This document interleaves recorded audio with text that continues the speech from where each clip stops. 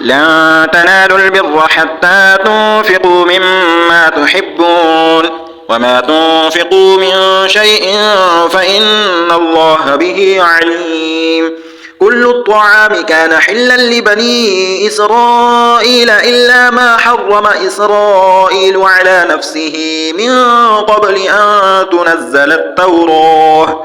قل فأتوا بالتوراة فاتلوها إن كنتم صادقين. فمن افترى على الله الكذب من بعد ذلك فأولئك هم الظالمون. قل صدق الله فاتبعوا ملة إبراهيم حنيفا وما كان من المشركين. إن أول بيت وضع للناس للذي ببكة مباركا وهدى للعالمين فيه آيات بينات مقام إبراهيم ومن دخله كان آمنا ولله على الناس حج البيت من استطاع إليه سبيلا ومن كفر فإن الله غني عن العالمين. قل يا أهل الكتاب لم تكفرون بآيات الله والله شهيد على ما تعملون. قل يا أهل الكتاب لم تصدون عن سبيل الله من آمن تبغونها عوجا وأنتم شهداء وما الله بغافل عما تعملون. يا أيها الذين آمنوا إن تطيعوا فريقا من الذين أوتوا الكتاب يردوكم بعد إيمانكم كافرين. وكيف تكفرون وأنتم تتلى عليكم آيات الله وفيكم رسوله ومن يعتصم بالله فقد هدي إلى صراط مستقيم. يا أيها الذين آمنوا اتقوا الله حق تقاته ولا تموتن إلا وأنتم مسلمون. واعتصموا بحبل الله جميعا ولا تفرقوا واذكروا نعمة الله عليكم إذ كنتم أعداء فألف بين قلوبكم فأصبحتم بنعمته إخوانا وكنتم على شفا حفرة من النار فأنقذكم منها كذلك يبين الله لكم آياته لعلكم تهتدون. ولتكن منكم أمة يدعون إلى الخير ويأمرون بالمعروف وينهون عن المنكر وأولئك هم المفلحون. ولا تكونوا كالذين تفرقوا واختلفوا من بعد ما جاءهم البينات وأولئك لهم عذاب عظيم. يوم تبيض وجوه وتسود وجوه فأما الذين اسودت وجوههم أكفرتم بعد إيمانكم فذوقوا العذاب بما كنتم تكفرون. وأما الذين ابيضت وجوههم ففي رحمة الله هم فيها خالدون.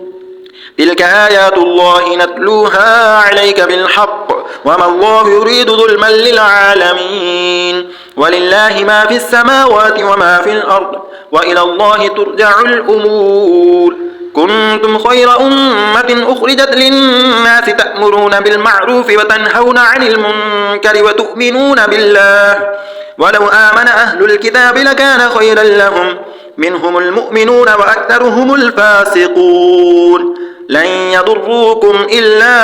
أذى وإن يقاتلوكم يولوكم الأدبار ثم لا ينصرون. ضربت عليهم الذلة أينما ثقفوا إلا بحبل من الله وحبل من الناس وباءوا بغضب من الله وضربت عليهم المسكنة ذلك بأنهم كانوا يكفرون بآيات الله ويقتلون الأنبياء بغير حق ذلك بما عصوا وكانوا يعتدون. ليسوا سواء من أهل الكتاب أمة قائمة يتلون آيات الله آناء الليل وهم يسجدون يؤمنون بالله واليوم الآخر ويأمرون بالمعروف وينهون عن المنكر ويسارعون في الخيرات وأولئك من الصالحين. وما يفعلوا من خير فلن يكفروه والله عليم بالمتقين. إن الذين كفروا لن تغني عنهم أموالهم ولا أولادهم من الله شيئا وأولئك أصحاب النار هم فيها خالدون مثل ما ينفقون في هذه الحياة الدنيا كمثل ريح فيها صر أصابت حرث قوم ظلموا أنفسهم فأهلكته وما ظلمهم الله ولكن أنفسهم يظلمون يا أيها الذين آمنوا لا تتخذوا بطانة من دونكم لا يألونكم خبالا ودوا ما عنتم قد بدت البغضاء من أفواههم وما تخفي صدورهم أكبر قد بينا لكم الآيات إن كنتم تعقلون ها أنتم أولئك تحبونهم ولا يحبونكم وتؤمنون بالكتاب كله وإذا لقوكم قالوا آمنا وإذا خلوا عضوا عليكم الأنامل من الغيظ قل موتوا بغيظكم إن الله عليم بذات الصدور إن تمسسكم حسنة تسؤهم وإن تصبكم سيئة يفرحوا بها وإن تصبروا وتتقوا لا يضركم كيدهم شيئا إن الله بما يعملون محيط وإذ غدوت من أهلك تبوئ المؤمنين مقاعد للقتال والله سميع عليم إذ همت طائفتان منكم أن تفشلا والله وليهما وعلى الله فليتوكل المؤمنون ولقد نصركم الله ببدر وأنتم أذلة فاتقوا الله لعلكم تشكرون إذ تقول للمؤمنين ألن يكفيكم أن يمدكم ربكم ب3,000 من الملائكة منزلين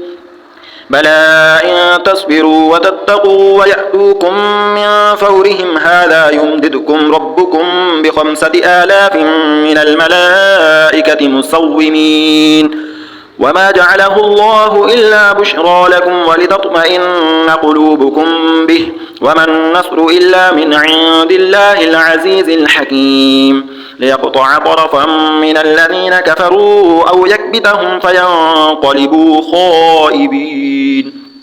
ليس لك من الأمر شيء أو يتوب عليهم أو يعذبهم فإنهم ظالمون ولله ما في السماوات وما في الأرض يغفر لمن يشاء ويعذب من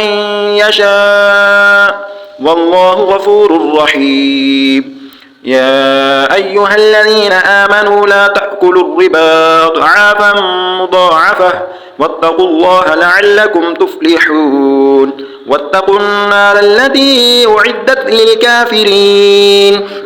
وأطيعوا الله والرسول لعلكم ترحمون وسارعوا إلى مغفرة من ربكم وجنة عرضها السماوات والأرض أعدت للمتقين الذين ينفقون في السراء والضراء والكاظمين الغيظ والعافين عن الناس والله يحب المحسنين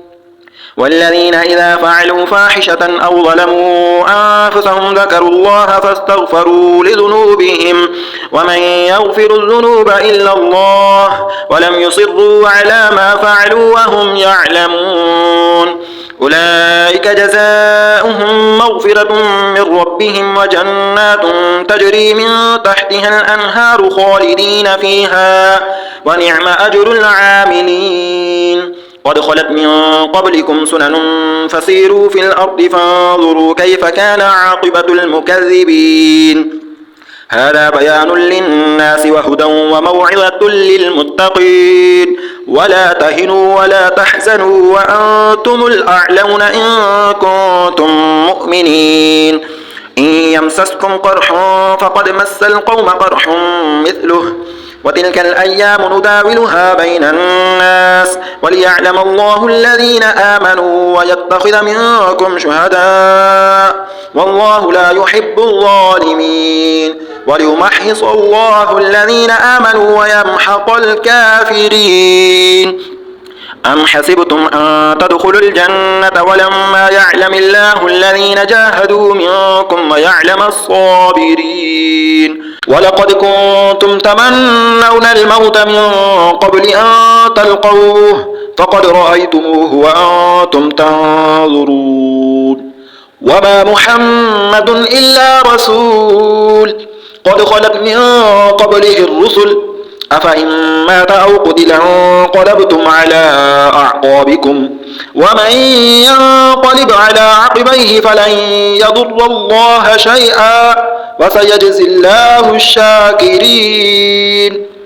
وما كان لنفس أن تموت إلا بإذن الله كتابا مؤجلا ومن يرد ثواب الدنيا نؤته منها ومن يرد ثواب الآخرة نؤته منها وسنجزي الشاكرين وكأي من نبي قاتل معه ربيون كثير فما وهنوا لما أصابهم في سبيل الله وما ضعوفوا وما استكانوا والله يحب الصابرين وما كان قولهم إلا أن قالوا ربنا اغفر لنا ذنوبنا وإسرافنا في أمرنا وثبت أقدامنا وانصرنا على القوم الكافرين فآتاهم الله ثواب الدنيا وحسن ثواب الآخرة والله يحب المحسنين يا أيها الذين آمنوا إن تطيعوا الذين كفروا يردوكم على أعقابكم فتنقلبوا خاسرين بل الله مولاكم وهو خير الناصرين سنلقي في قلوب الذين كفروا الرعب بما أشركوا بالله ما لم ينزل به سلطانا ومأواهم النار وبئس مثوى الظالمين ولقد صدقكم الله وعده إذ تحسونهم بإذنه حتى إذا فشلتم وتنازعتم في الأمر وعصيتم من بعد ما أراكم ما تحبون منكم من يريد الدنيا ومنكم من يريد الآخرة ثم صرفكم عنهم ليبتليكم ولقد عفا عنكم والله ذو فضل على المؤمنين إذ تصعدون ولا تلوون على أحد والرسول يدعوكم في أخراكم فأثابكم غما بغم لكي لا تحزنوا على ما فاتكم ولا ما أصابكم والله خبير بما تعملون ثم أنزل عليكم من بعد الغم أمنة نعاسا يغشى طائفة منكم وطائفة قد أهمتهم أنفسهم يظنون بالله غير الحق وظن الجاهلية يقولون هل لنا من الأمر من شيء قل إن الأمر كله لله يخفون في أنفسهم ما لا يبدون لك يقولون لو كان لنا من الأمر شيء ما قتلنا هاهنا قل لو كنتم في بيوتكم لبرز الذين كتب عليهم القتل إلى مضاجعهم وليبتلي الله ما في صدوركم وليمحص ما في قلوبكم والله عليم بذات الصدور إن الذين تولوا منكم يوم التقى الجمعان إنما استزلهم الشيطان ببعض ما كسبوا ولقد عفى الله عنهم إن الله غفور حليم يا أيها الذين آمنوا لا تكونوا كالذين كفروا وقالوا لإخوانهم إذا ضربوا في الأرض أو كانوا غزا لو كانوا عندنا ما ماتوا وما قتلوا ليجعل الله ذلك حسرة في قلوبهم والله يحيي ويميت والله بما تعملون بصير ولئن قتلتم في سبيل الله أو متم لمغفرة من الله ورحمة خير مما يجمعون ولئن متم أو قتلتم لإلى الله تحشرون فبما رحمة من الله لنت لهم ولو كنت فظا غليظ القلب لانفضوا من حولك فاعف عنهم واستغفر لهم وشاورهم في الأمر فإذا عزمت فتوكل على الله إن الله يحب المتوكلين إن ينصركم الله فلا غالب لكم وإن يخذلكم فمن ذا الذي ينصركم من بعده وعلى الله فليتوكل المؤمنون وما كان لنبي أن يغل ومن يغل يأت بما غل يوم القيامة ثم توفى كل نفس ما كسبت وهم لا يظلمون أفمن اتبع رضوان الله كمن باء بسخط من الله ومأواه جهنم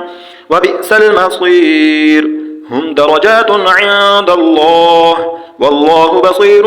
بما يعملون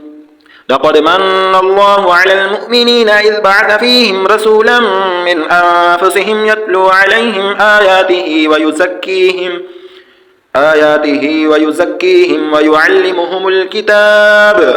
ويعلمهم الكتاب والحكمة وإن كانوا من قبل لفي ضلال مبين أولما أصابتكم مصيبة قد أصبتم مثليها قلتم أنى هذا قل هو من عند أنفسكم إن الله على كل شيء قدير وما أصابكم يوم التقى الجمعان فبإذن الله وليعلم الذين نافقوا وقيل لهم تعالوا قاتلوا في سبيل الله أو ادفعوا قالوا لو نعلم قتالا لاتبعناكم هم للكفر يومئذ أقرب منهم للإيمان يقولون بأفواههم ما ليس في قلوبهم والله أعلم بما يكتمون الذين قالوا لإخوانهم وقعدوا لو أطاعونا ما قتلوا قل فادرءوا عن أنفسكم الموت إن كنتم صادقين ولا تحسبن الذين قتلوا في سبيل الله أمواتا بل أحياء عند ربهم يرزقون فرحين بما آتاهم الله من فضله ويستبشرون بالذين لم يلحقوا بهم من خلفهم ألا خوف عليهم ولا هم يحزنون يستبشرون بنعمة من الله وفضل وأن الله لا يضيع أجر المؤمنين الذين استجابوا لله والرسول من بعد ما أصابهم القرح للذين أحسنوا منهم واتقوا أجر عظيم الذين قال لهم الناس إن الناس قد جمعوا لكم فاخشوهم فزادهم إيمانا وقالوا حسبنا الله ونعم الوكيل فانقلبوا بنعمة من الله وفضل لم يمسسهم سوء واتبعوا رضوان الله والله ذو فضل عظيم إنما ذلكم الشيطان يخوف أولياءه فلا تخافوهم وخافون إن كنتم مؤمنين ولا يحزنك الذين يصارعون في الكفر إنهم لن يضروا الله شيئا يريد الله ألا يجعل لهم حظا في الآخرة ولهم عذاب عظيم إن الذين اشتروا الكفر بالإيمان لن يضروا الله شيئا ولهم عذاب أليم ولا يحسبن الذين كفروا أنما نملي لهم خير لأنفسهم إنما نملي لهم ليزدادوا إثما ولهم عذاب مهين ما كان الله ليذر المؤمنين على ما أنتم عليه حتى يميز الخبيث من الطيب وما كان الله ليطلعكم على الغيب ولكن الله يجتبي من رسله من يشاء فآمنوا بالله ورسله وإن تؤمنوا وتتقوا فلكم أجر عظيم ولا يحسبن الذين يبخلون بما آتاهم الله من فضله هو خيرا لهم بل هو شر لهم سيطوقون ما بخلوا به يوم القيامة ولله ميراث السماوات والأرض والله بما تعملون خبير لقد سمع الله قول الذين قالوا إن الله فقير ونحن أغنياء سنكتب ما قالوا وقتلهم الأنبياء بغير حق ونقول ذوقوا عذاب الحريق ذلك بما قدمت أيديكم وأن الله ليس بظلام للعبيد الذين قالوا إن الله عهد إلينا ألا نؤمن لرسول حتى يأتينا بقربان تأكله النار قل قد جاءكم رسل من قبلي بالبينات وبالذي قلتم فلم قتلتموهم إن كنتم صادقين فإن كذبوك فقد كذب رسل من قبلك جاءوا بالبينات والزبر والكتاب المنير كل نفس ذائقة الموت وإنما توفون أجوركم يوم القيامة فمن زحزح عن النار وأدخل الجنة فقد فاز وما الحياة الدنيا إلا متاع الغرور لتبلغن في أموالكم وأنفسكم ولتسمعن من الذين أوتوا الكتاب من قبلكم ومن الذين أشركوا أذى كثيرا وإن تصبروا وتتقوا فإن ذلك من عزم الأمور وإذ أخذ الله ميثاق الذين أوتوا الكتاب لتبيننه للناس ولا تكتمونه فنبذوه وراء ظهورهم واشتروا به ثمنا قليلا فبئس ما يشترون لا تحسبن الذين يفرحون بما أتوا ويحبون أن يحمدوا بما لم يفعلوا فلا تحسبنهم بمفازة من العذاب ولهم عذاب أليم ولله ملك السماوات والأرض والله على كل شيء قدير إن في خلق السماوات والأرض واختلاف الليل والنهار لآيات لأولي الألباب الذين يذكرون الله قياما وقعودا وعلى جنوبهم ويتفكرون في خلق السماوات والأرض ربنا ما خلقت هذا باطلا سبحانك فقنا عذاب النار ربنا إنك من تدخل النار فقد أخزيته وما للظالمين من أنصار ربنا إننا سمعنا مناديا ينادي للإيمان أن آمنوا بربكم فآمنا ربنا فاغفر لنا ذنوبنا وكفر عنا سيئاتنا وتوفنا مع الأبرار ربنا وآتنا ما وعدتنا على رسلك ولا تخزنا يوم القيامة إنك لا تخلف الميعاد فاستجاب لهم ربهم أني لا أضيع عمل عامل منكم من ذكر أو أنثى بعدكم من بعد فالذين هاجروا وأخرجوا من ديارهم وأوذوا في سبيلي وقاتلوا وقتلوا لأكفرن عنهم سيئاتهم ولأدخلنهم جنات تجري من تحتها الأنهار ثوابا من عند الله والله عنده حسن الثواب لا يغرنك تقلب الذين كفروا في البلاد متاع قليل ثم مأواهم جهنم وبئس المهاد لكن الذين اتقوا ربهم لهم جنات تجري من تحتها الأنهار خالدين فيها نزلا من عند الله وما عند الله خير للأبرار وإن من أهل الكتاب لمن يؤمن بالله وما أنزل إليكم وما أنزل إليهم خاشعين لله لا يشترون بآيات الله ثمنا قليلا أولئك لهم أجرهم عند ربهم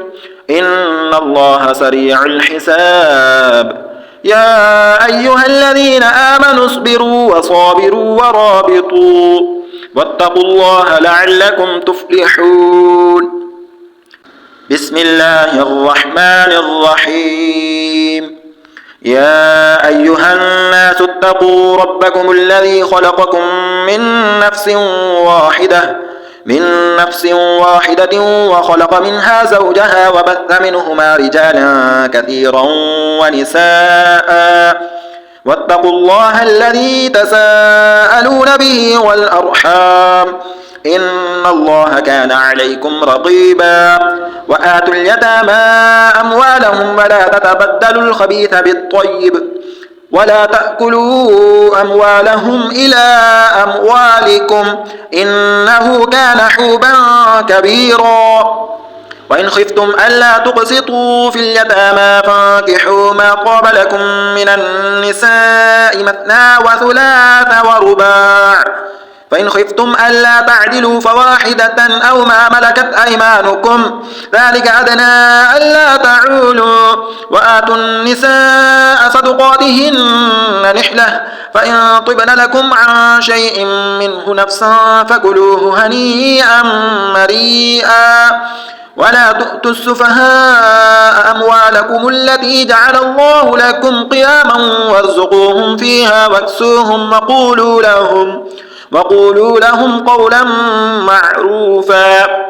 وابتلوا اليتامى حتى إذا بلغوا النكاح فإن آنستم منهم رشدا فادفعوا إليهم أموالهم ولا تأكلوها إسرافا وبدارا أن يكبروا ومن كان غنيا فليستعفف ومن كان فقيرا فليأكل بالمعروف فإذا دفعتم إليهم أموالهم فاشهدوا عليهم وكفى بالله حسيبا للرجال نصيب مما ترك الوالدان والأقربون وللنساء نصيب مما ترك الوالدان والأقربون مما قل منه أو كثر نصيبا مفروضا وإذا حضر القسمة أولو القربى واليتامى والمساكين فارزقوهم منه وقولوا لهم قولا معروفا وليخشى الذين لو تركوا من خلفهم ذرية ضعافا خافوا عليهم فليتقوا الله وليقولوا قولا سديدا إن الذين يأكلون أموال اليتامى ظلما إنما يأكلون في بطونهم نارا وسيصلون سعيرا يوصيكم الله في أولادكم للذكر مثل حظ الأنثيين فإن كن نساء فوق 2 فلهن ثلثا ما ترك وإن كانت واحدة فلها النصف ولأبويه لكل واحد منهما السدس مما ترك إن كان له ولد فإن لم يكن له ولد وورثه أبواه فلأمه الثلث فإن كان له إخوة فلأمه السدس من بعد وصية يوصي بها أو دين آباؤكم وأبناؤكم لا تدرون أيهم أقرب لكم نفعا فريضة من الله إن الله كان عليما حكيما ولكم نصف ما ترك أزواجكم إن لم يكن لهن ولد فإن كان لهن ولد فلكم الربع مما تركن من بعد وصية يوصين بها أو دين ولهن الربع مما تركتم إن لم يكن لكم ولد فإن كان لكم ولد فلهن الثمن مما تركتم من بعد وصية توصون بها أو دين وإن كان رجل يورث كلالة أو امرأة وله أخ أو أخت فلكل واحد منهما السدس فإن كانوا أكثر من ذلك فهم شركاء في الثلث من بعد وصية يوصى بها أو دين غير مضار وصية من الله والله عليم حليم تلك حدود الله ومن يطع الله ورسوله يدخله جنات تجري من تحتها الأنهار خالدين فيها وذلك الفوز العظيم ومن يعص الله ورسوله ويتعد حدوده يدخله نارا خالدا فيها وله عذاب مهين واللاتي يأتين الفاحشة من نسائكم فاستشهدوا عليهن 4 منكم،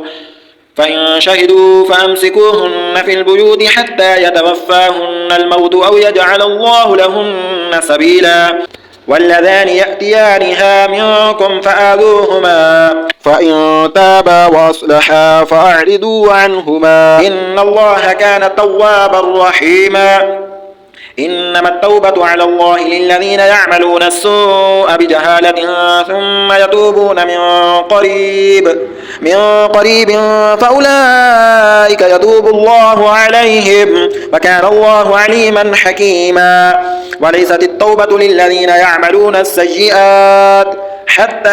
إذا حضر أحدهم الموت قال إني تبت الآن، وللذين يموتون وهم كفار أولئك أعتدنا لهم عذابا أليما. يا أيها الذين آمنوا لا يحل لكم أن ترثوا النساء كرها ولا تعضلوهن لتذهبوا ببعض ما آتيتموهن إلا أن يأتين بفاحشة مبينة، وعاشروهن بالمعروف، فإن كرهتموهن فعسى أن تكرهوا شيئا ويجعل الله فيه خيرا كثيرا.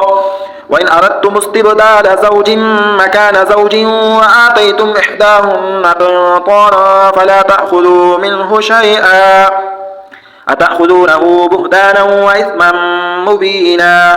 وكيف تأخذونه وقد أفضى بعضكم إلى بعض وأخذن منكم ميثاقا غليظا. ولا تنكحوا ما نكح آباؤكم من النساء إلا ما قد سلف إنه كان فاحشة ومقتا وساء سبيلا. حرمت عليكم أمهاتكم وبناتكم وأخواتكم وعماتكم وخالاتكم وبنات الأخ وبنات الأخت وأمهاتكم اللاتي أرضعنكم وأخواتكم من الرضاعة وأمهات نسائكم وربائبكم اللاتي في حجوركم من نسائكم اللاتي دخلتم بهن، فإن لم تكونوا دخلتم بهن فلا جناح عليكم. وحلائل أبنائكم الذين من أصلابكم أن تجمعوا بين الأختين إلا ما قد سلف إن الله كان غفورا رحيما.